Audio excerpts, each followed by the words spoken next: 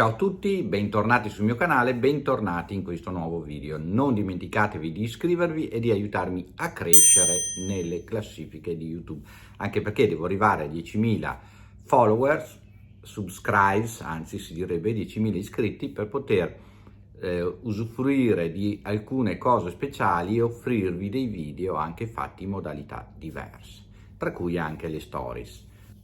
Oggi siamo qua per parlare ancora di NDE. Come vi avevo promesso, parliamo di uno dei tanti casi che ho seguito in questi anni. Un caso tornato alla ribalta, in quanto la persona in questione che ha subito questa NDE è una dottoressa e questa dottoressa ha scritto un libro.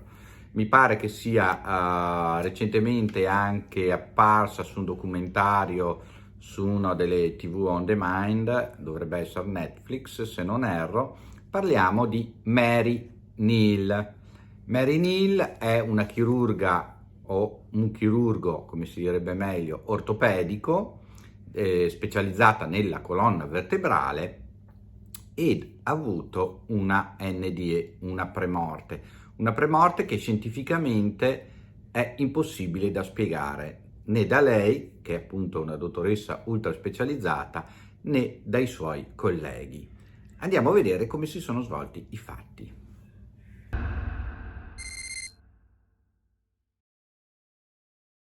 Quello di Mary Neal è un caso molto particolare perché sono successe due cose molto importanti e due prove eclatanti che scientificamente non possono essere smentite. Il primo caso, la sua morte fisica, che è durata più di 30 minuti senza ossigeno, quindi impossibile che dopo potesse recuperare le sue funzioni cerebrali, le sue funzioni di essere umano normali, e un avvertimento che le è stato dato che si è verificato esattamente 11 anni dopo. Sono un medico. So che le persone non pensano alla morte finché non sono costrette. Ma 20 anni fa io sono morta fisicamente e lo sono stata per un po'. E quell'esperienza ha cambiato radicalmente tutto ciò che sono e chi sono. Partiamo dall'inizio. Nel 1999 Mary Neal, la dottoressa, parte per il Cile, per il sud del Cile, per fare un'avventura in kayak con degli amici kayakisti, essendo lei appassionata di kayak. Parte per il Cile e va su questo fiume. Questo fiume era famosissimo per le sue cascate e molti kayakisti allora si recavano là appunto per affrontare queste cascate, che erano sì turbolente ma non così pericolose, a quanto pare. Durante la traversata di questo fiume, a un certo punto una kayakista che era di fronte a lei, davanti a lei, si mise di traverso e restò bloccata tra due rocce, quindi le bloccava il passaggio. La soluzione era andare contro questa kayakista e farsi molto male o evitarla. La evitò. Per evitarla però fu spinta all'interno, proprio in mezzo al fiume, quindi all'interno della turbolenza della cascata. A quel punto Mary Neal capì di essere nei guai. Precipitò giù dalla cascata e venne incastrata sotto acqua a 3 metri di profondità. Lì sentì le ossa che si rompevano. Sentì proprio una lacerazione, ma non ebbe dolore. Non ebbe paura, si sentì veramente tranquilla. Avrei potuto urlare, ma non mi sentii neanche di urlare. Così riporta nella sua testimonianza. Si sentiva tranquilla, poi sentì lo spirito che si separava dal corpo, o l'anima, come preferite definirla. Quindi si vide sollevare verso il cielo e vide dall'alto gli altri kayakisti, il fiume. Non riusciva a vedere il suo corpo che era sotto 3 metri d'acqua. Qui inizia il racconto di quello che lei percepì, di quello che lei vide. Mary Neal appunto si vide trasportare verso l'alto e incontrò degli spiriti, degli esseri di luce, come vengono definiti anche da altre esperienze di NDE. Questi spiriti lei non li riconobbe, oppure sapeva dentro di sé che erano stati importanti per la sua vita, ma non riusciva a riconoscerli. Uno capì che era il nonno che era morto quando lei doveva ancora nascere. Questi spiriti le davano una sensazione di amore, di accoglienza, e la portarono attraverso un sentiero fiorito, fiori di tutti i colori, di una bellezza inebriante, e lei si sentiva perfettamente tranquilla, a casa, come definisce nel suo racconto. Mentre succedeva questo, lei riusciva anche a vedere nel frattempo i kayakisti, i suoi amici, i suoi compagni di avventura, che iniziavano a cercarla disperati per il fiume. Nel frattempo venne accompagnata da questi spiriti verso una costruzione a forma di cupola. A lei sembrava di essere in paradiso e quindi di essere ormai arrivata nella pace, e si sentiva perfettamente a suo agio.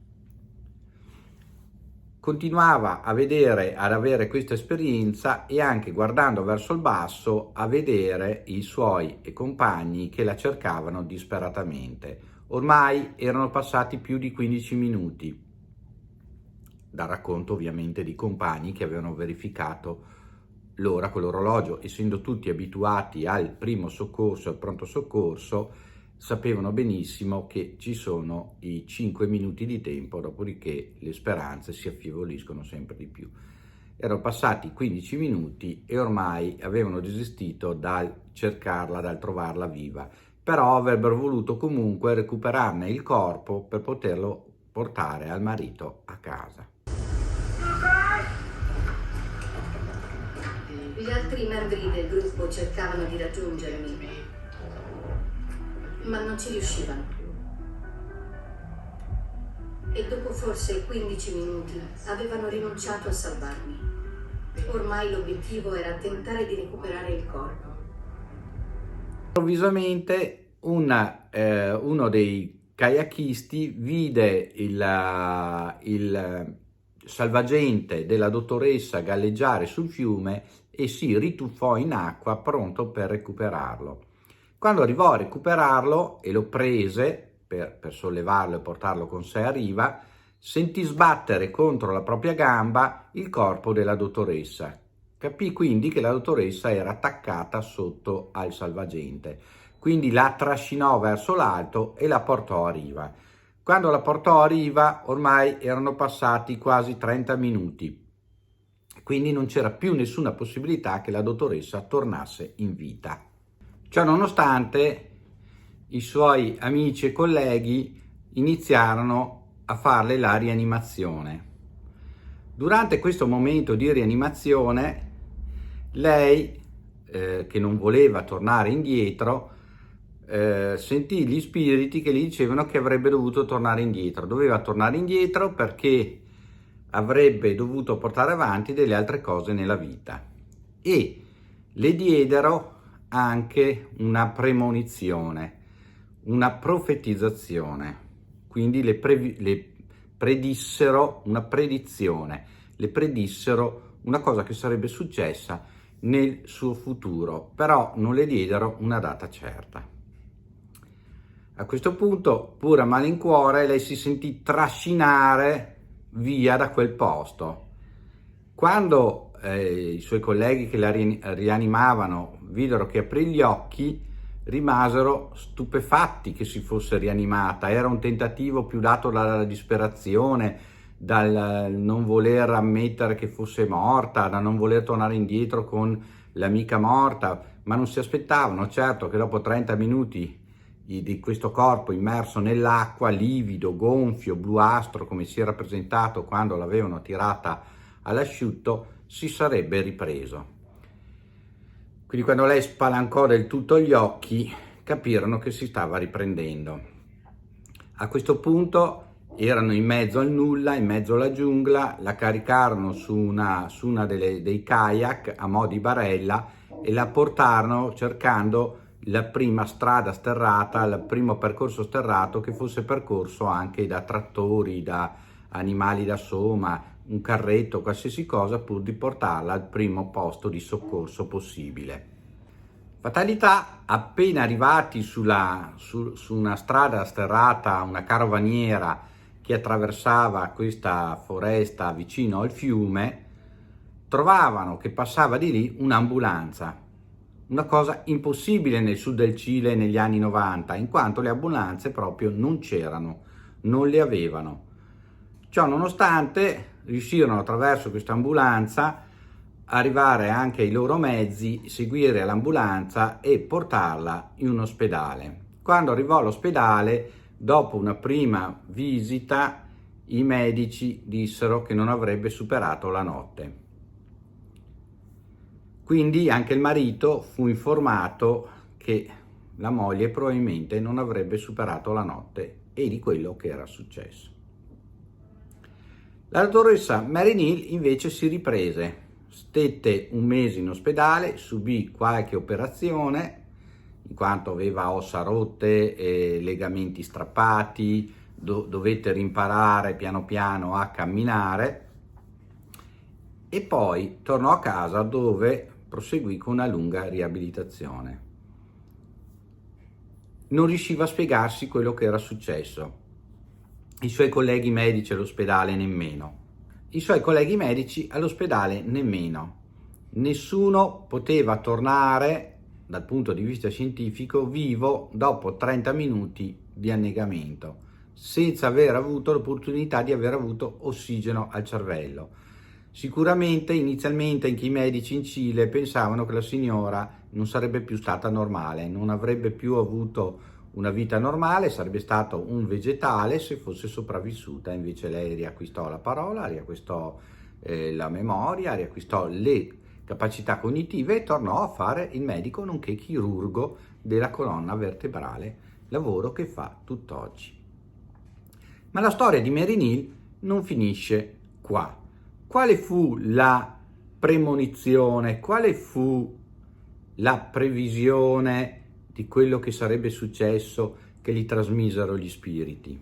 La dottoressa Mary Neal era la prima che voleva smentire quello che le era accaduto, perché smentendo, se riusciva a trovare una risposta scientifica o una risposta umana che le avrebbe permesso di smentire quello che le era successo in questa NDE, avrebbe potuto smentire anche la previsione che le avevano fatto.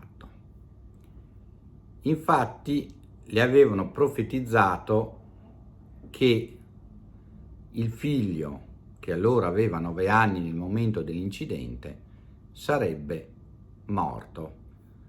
Non le hanno detto il periodo preciso, ma le hanno detto che appena diventato uomo sarebbe morto. Lei si tenne dentro di sé questa cosa ed era sempre, si svegliava ogni giorno preoccupata, domandandosi se quello sarebbe stato il giorno in cui il figlio sarebbe morto.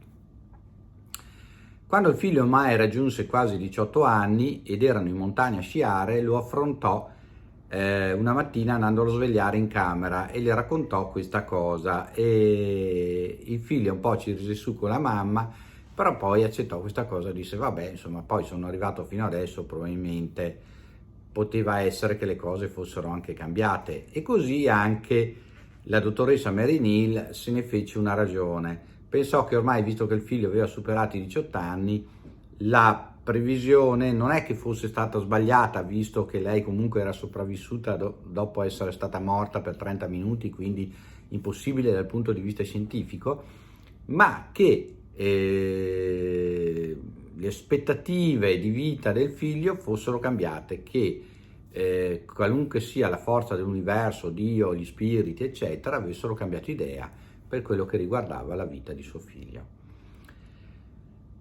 Invece, 2 anni dopo, quando il figlio aveva 20 anni, andò a sciare con una cara amica e mentre sciava, siccome faceva sci sulle strade sterrate, una specie di sci di fondo, rolling blade, diciamo così, sulle strade sterrate, una macchina che passava di lì evitò la ragazza e centrò lui uccidendolo in pieno. Quindi anche la profezia che le era stata fatta si avverò. quindi 2 prove fisiche concrete che l'NDE era reale, che dopo la morte esiste ancora qualcosa, che si vive dopo morti, che la coscienza, l'anima, lo spirito, chiamatelo come volete, vive ancora dopo la nostra morte fisica. La dottoressa Mary Neal non ha più ragione di dubitarne, nonostante lei stessa è la prima che dice: come medico, come scienziato, non ho mai potuto con la ragione dare certa una possibilità di vita dopo la morte. Con la morte fisica era finito tutto. Però adesso aveva 2 prove concrete: una, l'impossibilità di essere ancora viva dopo quello che aveva vissuto, dopo essere stata morta per più di 30 minuti.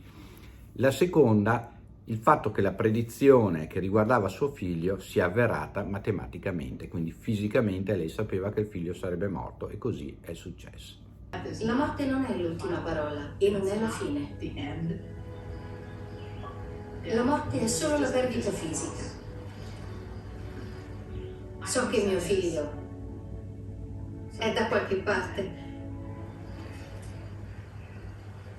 e so che lo vedrò ancora. Questa è la storia della dottoressa Mary Neal. Vi porterò ancora altri racconti, altre storie, altre testimonianze. Mi raccomando, iscrivetevi al canale, mettete un bel mi piace, condividete questo video, scrivetevi nei commenti se volete che continui a raccontarvi, a portarvi testimonianze dell'NDE. A tutti un saluto, ci vediamo nel prossimo video. Ciao da Ermanno.